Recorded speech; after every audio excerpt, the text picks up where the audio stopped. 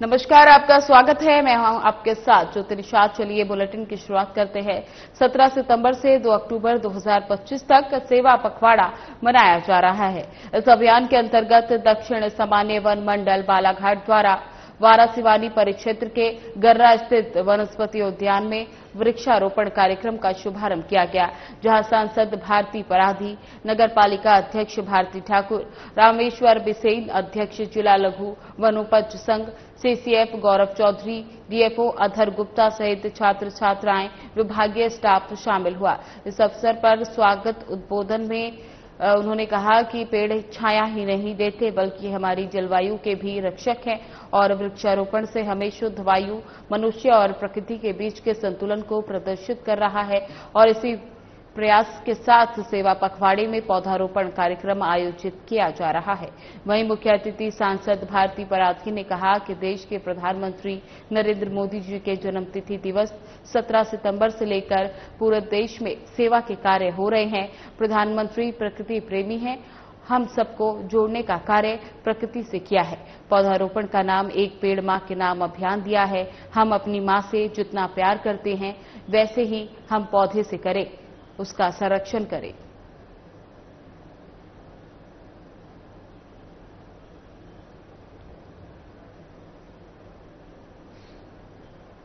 सामाजिक न्याय और दिव्यांगजन सशक्तिकरण मंत्री नारायण सिंह कुशवाहा सेवा पखवाड़े के तहत आयोजित सहायक उपकरण वितरण कार्यक्रम में शामिल हुए, जहां उन्होंने कार्यक्रम को संबोधित करते हुए कहा कि प्रधानमंत्री नरेंद्र मोदी और मुख्यमंत्री डॉक्टर मोहन यादव पूरी संवेदनशीलता के साथ दिव्यांगजनों के कल्याण और उत्थान के लिए निरंतर काम कर रहे हैं। उन्होंने कहा कि दिव्यांगजनों को रोजगार, शिक्षा और स्वास्थ्य सेवाओं में समान अवसर प्रदान करना सरकार का एक महत्वपूर्ण उद्देश्य है। कार्यक्रम में सामाजिक न्याय और दिव्यांगजन सशक्तिकरण मंत्री नारायण सिंह कुशवाहा ने 130 दिव्यांगजनों को सहायक उपकरण वितरित किए। इन उपकरणों में wheelchair, Baisakhi, year machine, stick आदि शामिल है। सहायक उपकरण वितरण कार्यक्रम के पश्चात मंत्री नारायण सिंह कुशवाहा ने बैठक आयोजित कर संस्थान की गतिविधियों के बारे में विस्तार से जानकारी ली। कार्यक्रम में सामाजिक न्याय और दिव्यांगजन सशक्तिकरण विभाग के प्रमुख सचिव सोनाली, राष्ट्रीय मानसिक स्वास्थ्य एवं पुनर्वास संस्थान के संचालक डॉक्टर अखिलेश कुमार शुक्ला उपस्थित रहे।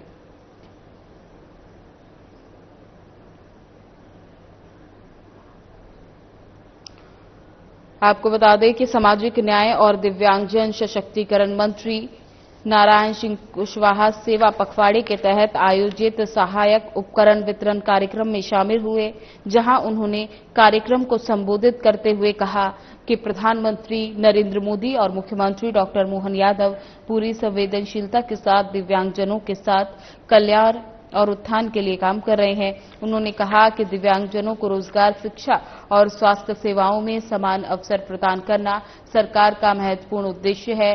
कार्यक्रम में सामाजिक न्याय और दिव्यांगजन सशक्तिकरण मंत्री नारायण सिंह कुशवाहा ने 130 दिव्यांगजनों को सहायक उपकरण वितरित किए। इन उपकरणों में wheelchair, Baisakhi, year machine, stick आदि शामिल है। सहायक उपकरण वितरण कार्यक्रम के पश्चात मंत्री नारायण कुशवाहा ने बैठक आयोजित कर संस्थान की गतिविधियों के बारे में विस्तार से जानकारी ली।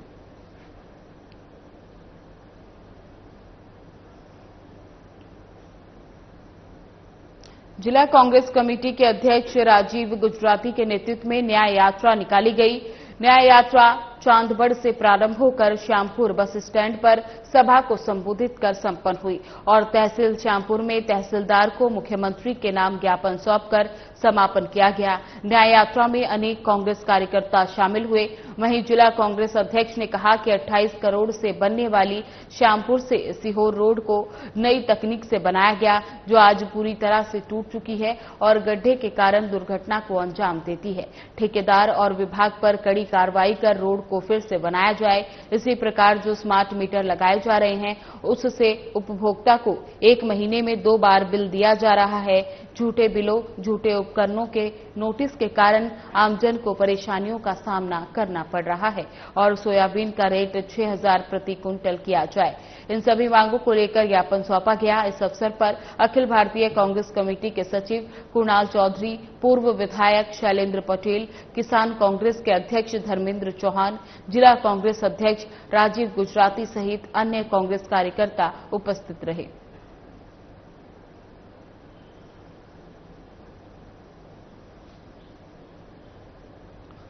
आपको बता दें कि जिला कांग्रेस कमेटी के अध्यक्ष राजीव गुजराती के नेतृत्व में न्याय यात्रा निकाली गई। न्याय यात्रा चांदबड़ से शुरू होकर श्यामपुर बस स्टैंड पर सभा को संबोधित किया और तहसील श्यामपुर में तहसीलदार को मुख्यमंत्री के नाम ज्ञापन सौंपकर समापन किया गया। न्याय यात्रा में अनेक कांग्रेस कार्यकर्ता शामिल हुए। वहीं जिला कांग्रेस अध्यक्ष ने कहा कि 28 करोड़ से बनने वाले श्यामपुर से सीहोर रोड को नई तकनीक से बनाया गया, जो आज पूरी तरह से टूट चुका है और गड्ढों के कारण दुर्घटना को अंजाम देता है। ठेकेदार और विभाग पर कड़ी कार्रवाई कर रोड को फिर से बनाया जाए। इसी प्रकार जो स्मार्ट मीटर लगाए जा रहे हैं उससे उपभोक्ताओं को 1 महीने में 2 बार बिल दिया जा रहा है। झूठे बिलों, झूठे प्रकरण के नोटिसों के कारण आमजन को परेशानियों का सामना करना पड़ रहा है और सोयाबीन का रेट 6000 प्रति क्विंटल किया जाए। इन सभी मांगों को लेकर ज्ञापन सौंपा गया। इस अवसर पर अखिल भारतीय कांग्रेस कमेटी के सचिव कुणाल चौधरी, पूर्व विधायक शैलेंद्र पटेल, किसान कांग्रेस के अध्यक्ष धर्मेंद्र चौहान, जिला कांग्रेस अध्यक्ष राजीव गुजराती सहित अन्य कांग्रेस कार्यकर्ता उपस्थित रहे।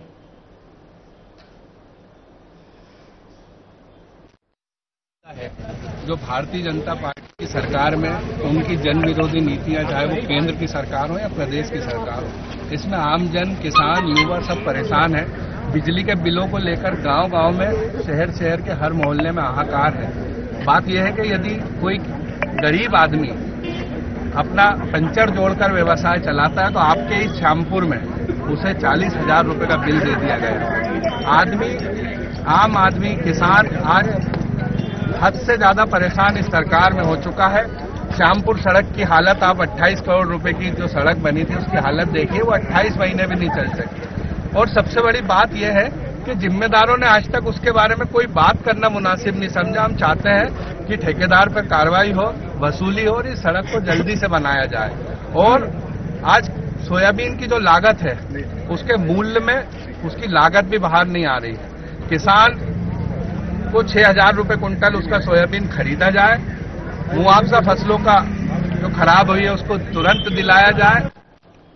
जिले में बीजेपी कार्यकारिणी की नियुक्तियां जिलाध्यक्ष राजपाल सिंह तोमर के नेतृत्व में हुई।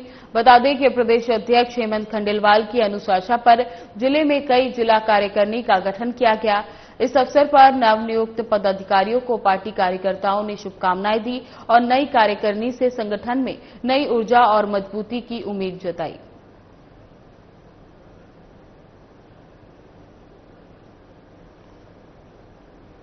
विशेष न्यायाधीश पद पर पदस्थित मनोज मंडलोई को पदोन्नति देकर प्रधान जिला और सत्र न्यायाधीश बनाया गया। पदोन्नति पर खंडवा के अधिवक्ताओं ने उनका शॉल और श्रीफल से सम्मान कर शुभकामनाएं दी। बता दें कि सम्मान समारोह में अधिवक्ता दिवेंद्र सिंह यादव, मोहन गंगराड़े, विजय चौधरी, रजनीश सोनी, मौसम गंगराड़े, हृदय बाजपाई, श्रीमती पुष्पा गौर, डीडी आसवानी, विनम्र गंगराड़े, राजेश तिवारी, साकेत धात्रिक, भरत मोरे सहित अन्य अधिवक्ता मौजूद रहे। मंडलोई वर्ष 2002 से 2006 तक हरसूद से खंडवा तक चुने गए हैं। वर्तमान में वे खंडवा में विशेष न्यायाधीश के रूप में कार्यरत हैं और पदोन्नति उपरांत उन्होंने अलीराजपुर जिला एवं सत्र न्यायालय में प्रधान जिला एवं सत्र न्यायाधीश के रूप में नियुक्त किया गया था।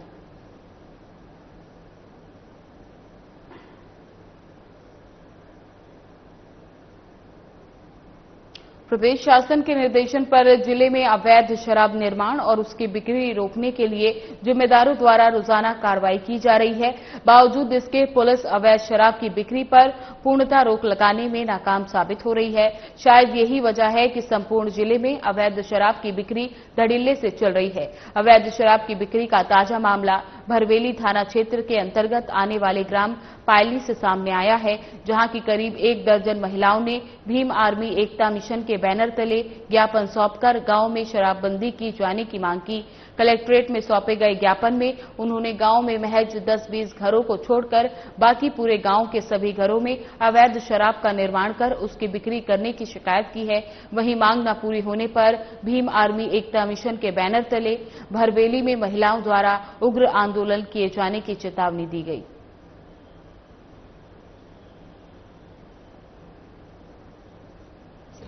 ग्राम पंचायत पायली, हमारे पायली में बहुत दारू शराब बहुत बन रहा है, हर घर में बन रहा है। मैं चाहती हूँ कि हमारे गांव में पायली में दारू शराब बंद होना चाहिए। क्या दिक्कतें आ रही है महिलाओं को शराब बंद? दिक्कत ये आ रही है कि हमारे घर के जो पति हैं वो बहुत दारू शराब पी रहे हैं, हमारे बच्चों को जो मिलना चाहिए वो नहीं मिल रहा है।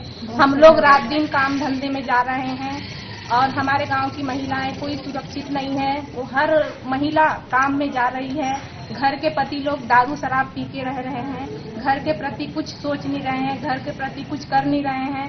बस सुबह हुआ शाम हुआ दारू पीने जाते हैं, 4 बजे 5 बजे रात से उठ जाएंगे, दारू पियेंगे। सुबह ब्रश करने का याद नहीं रहता उनको, दारू शराब पीते हैं। सरकार कहीं न कहीं एक प्रकार से एक छलावा देती है कि हमारे द्वारा नशा मुक्ति अभियान चलाया जा रहा है, हर गांव को नशे से दूर लेके जा रहा है।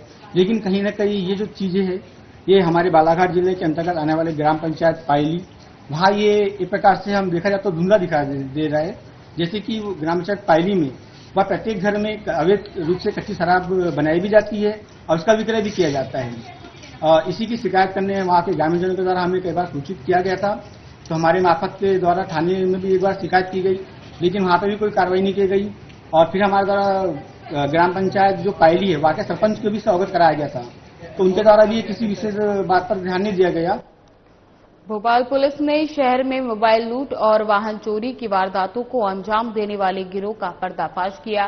पुलिस ने 2 नाबालिग सहित कुल 3 आरोपियों को गिरफ्तार किया।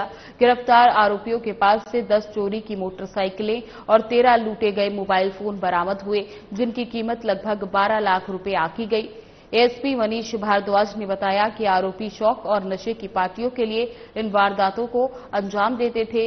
ये लोग भोपाल के अलग अलग थाना क्षेत्र से 2 पहिया वाहन चोरी कर उन्हीं वाहनों से मोबाइल झपटमारी करते थे।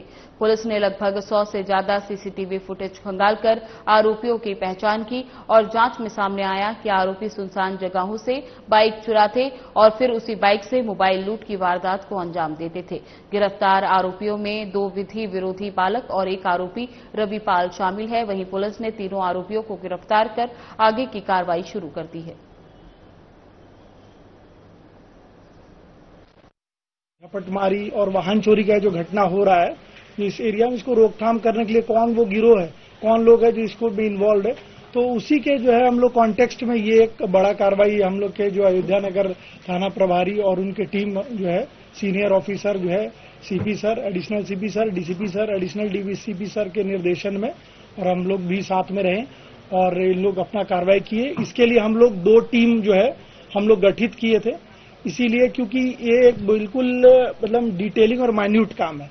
100 से लगभग 100 से 150 के आसपास ये लोग सीसीटीवी फुटेज जो है खंगाले इसके लिए, ताकि लगातार जो है ये जो घटना जो कर रहे हैं उस संबंध में हम लोग को जानकारी मिल सके। उस कॉन्टेक्स्ट में ये लोग 2 जो है नाबालिग को ये लोग इसमें पकड़े थे। ठीक है, उन 2 नाबालिग के पास से इन लोगों को कुछ मोबाइल फोन और 1 मोटरसाइकिल बरामद हुआ। जब ये लोग उसको जांच किए, पूछताछ किए, तो उस दौरान उसके द्वारा उन लोगों के द्वारा कबूला गया कि हम लोगों ने इसके पहले भी जो है मोटरसाइकिल जो है चोरी करके उस मोटरसाइकिल से जो है हम लोग झपटमारी का जो है घटना को अंजाम देते थे। जो टीम के द्वारा जो वो लोग के कहने पे जो खुलासा हुआ, जो लोग पकड़ाए थे, जो 2 नाबालिग है, उसके कहने पे 10 मोटरसाइकिल और 13 मोबाइल फोन जो है इन लोग जो है जब्त किए, जिसका इवैल्यूएशन लगभग जो है 20 से 22 लाख के आसपास का होगा। खंडवा में दोस्ती कर 2 नाबालिग छात्राओं के साथ दुष्कर्म करने का मामला सामने आया।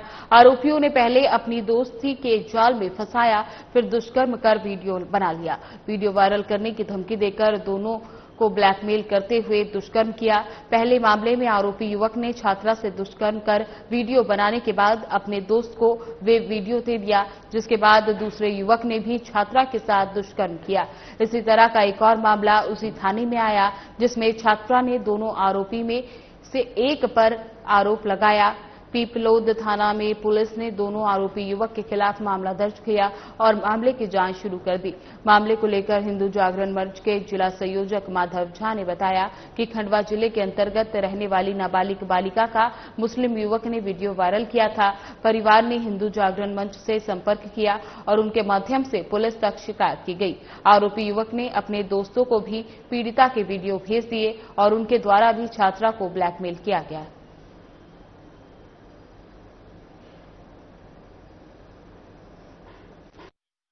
लव जिहाद की घटनाएं बढ़ती जा रही है। कल भी हमारे संज्ञान में एक मामला है जो बहुत दिनों से चल रहा था। किसी मुस्लिम युवक ने एक वीडियो वायरल किया था। उसके माध्यम से पता चला कि उस वीडियो के पहले उसका जो एक दोस्त था, उसने एक नाबालिग बच्ची के साथ शारीरिक शोषण करके उसका वीडियो बनाया था।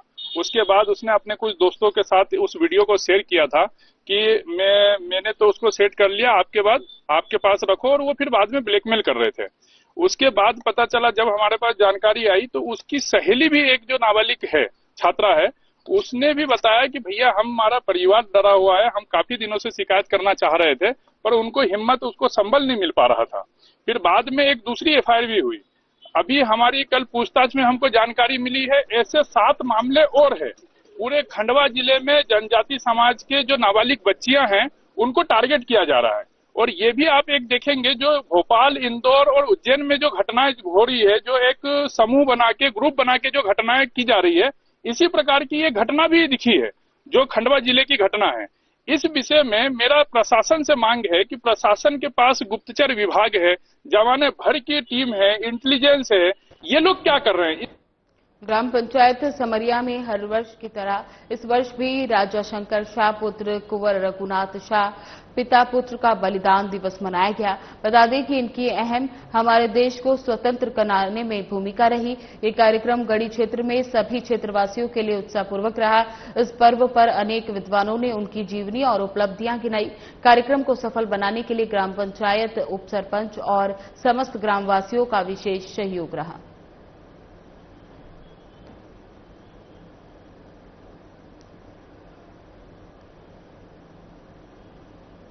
अनूपपुर जिले की बिजरी रेलवे स्टेशन में पिछले 20 दिनों से एक बड़े बंदर और उसके साथ एक छोटे बंदर का आतंक देखा जा रहा है।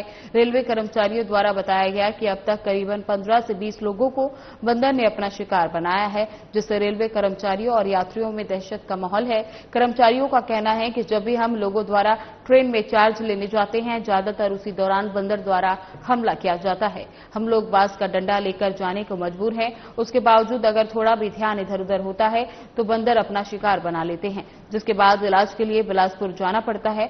इसी के साथ ही कर्मचारियों ने बताया कि इसकी शिकायत रेलवे अधिकारियों, वन विभाग, नगर पालिका बिजरी, मध्य प्रदेश सरकार के मंत्री दिलीप जायसवाल से की गई। उसके बावजूद इसका निजात नहीं मिल सका।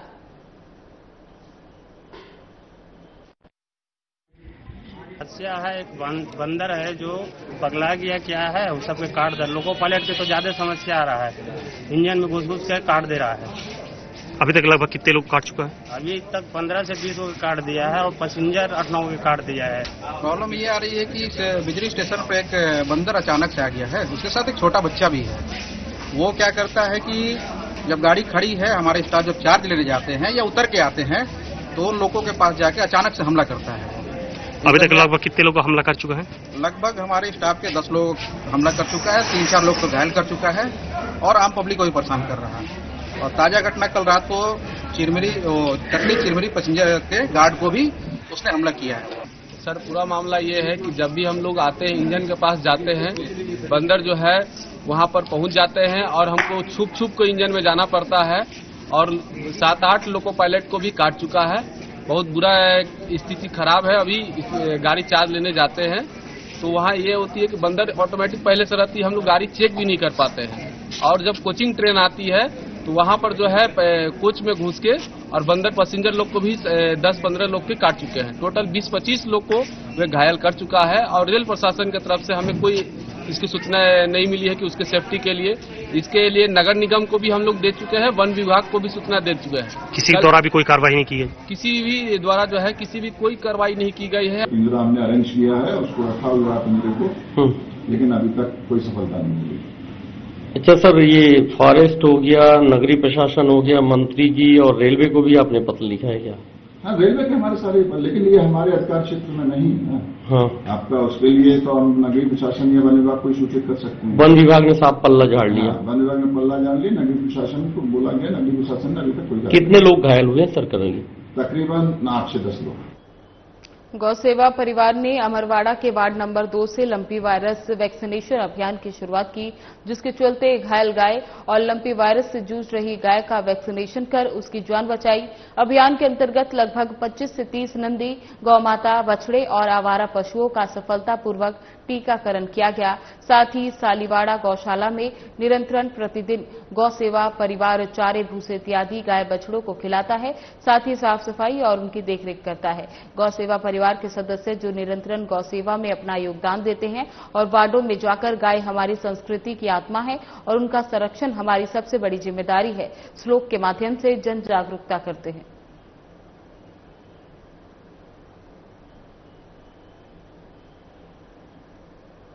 मंडला में स्वच्छ सेवा पखवाड़े में प्रभारी मंत्री दिलीप जायसवाल शामिल हुए, जहां दिलीप जायसवाल ने आरडी कॉलेज परिसर में रानी दुर्गावती की प्रतिमा पर माल्यार्पण किया।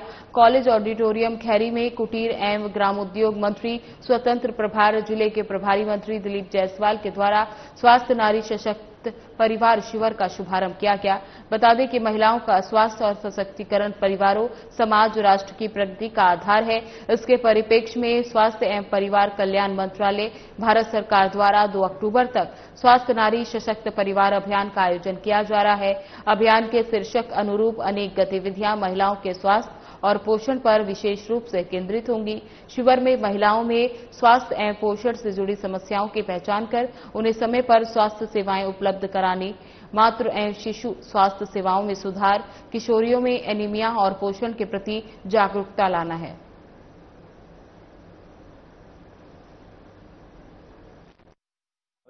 देश के प्रधानमंत्री व दुनिया के सबसे लोकप्रिय नेता आदरणीय नरेंद्र मोदी जी के 75वें जन्म दिवस के शुभ अवसर पर आप सबको पहले तो बधाई देता हूं और साथ ही आज जो मध्य प्रदेश को एक बहुत बड़ा सौगात प्राप्त हुआ है कि धार जिला के 2150 एकड़ में पीएम मित्र पार्क में टेक्सटाइल पार्क का जो आज शुभारंभ हुआ और उसके कारण आज हमारे मध्य प्रदेश के लगभग 3.5 लाख लोगों को प्रत्यक्ष व अप्रत्यक्ष रूप से रोजगार प्राप्त होगा।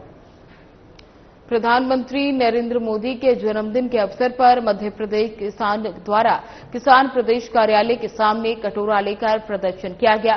प्रदर्शन में नरेंद्र मोदी शर्म करो के नारे लगाए गए। कांग्रेस के प्रदेश अध्यक्ष धर्मेंद्र सिंह चौहान ने कहा कि प्रधानमंत्री नरेंद्र मोदी ने कहा था कि 2022 तक किसानों की आय दुगनी कर देंगे, पाकिस्तान को कटोरा पकड़ा देंगे, लेकिन बड़े दुर्भाग्य की बात है कि किसान की आय दुगनी नहीं हुई, बल्कि किसान के हाथ में कटोरा पकड़ा दिया गया है। धर्मेंद्र सिंह चौहान ने कहा कि पूरे मध्य प्रदेश के अंदर सोयाबीन की फसल बर्बाद हो गई, मक्के की फसल बर्बाद हो गई। आपने कहा था कि किसानों को सोयाबीन के 6000 रेट देंगे, लेकिन ऐसा नहीं हुआ।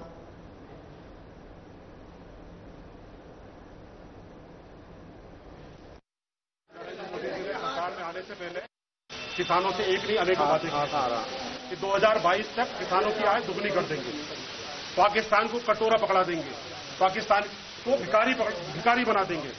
लेकिन साथियों, बड़े दुर्भाग्य की बात है 2025 चल रहा है, किसानों की आय डबल तो नहीं हुई, किसानों की आय महीने से पहुंच गई। पाकिस्तान के हाथ में कटोरा तो नहीं आया, लेकिन किसानों के हाथ में कटोरा आ गया है। किसान बर्बाद हो गया है। पूरे मध्य प्रदेश के अंदर सोयाबीन की फसलें बर्बाद हो गई है, मक्के की फसलें बर्बाद हो गई है, धान का रेट नहीं दे रहे हैं ये लोग, गेहूं का रेट नहीं दे रहे हैं ये लोग, 6,000 रुपए क्विंटल इनने सोयाबीन के रेट का वादा किया था। प्रधानमंत्री अपने वादे से कर गए। 2022-2025 आ गया है। इस मांग को लेकर हम खड़े हुए थे कि आदरणीय प्रधानमंत्री जी, हो सकता है आज आपका जन्मदिन है, जन्मदिन के उपलक्ष्य में मध्य प्रदेश के किसान को भीख के रूप में आप उनका मुआवजा देंगे, आप उनको 6,000 रुपए सोयाबीन का रेट देंगे, उनके फसल बीमा में जो लूट हुई है उनकी जांच कर। फिलहाल बुलेटिन में बस इतना ही। बने रहे हमारे साथ। नमस्कार।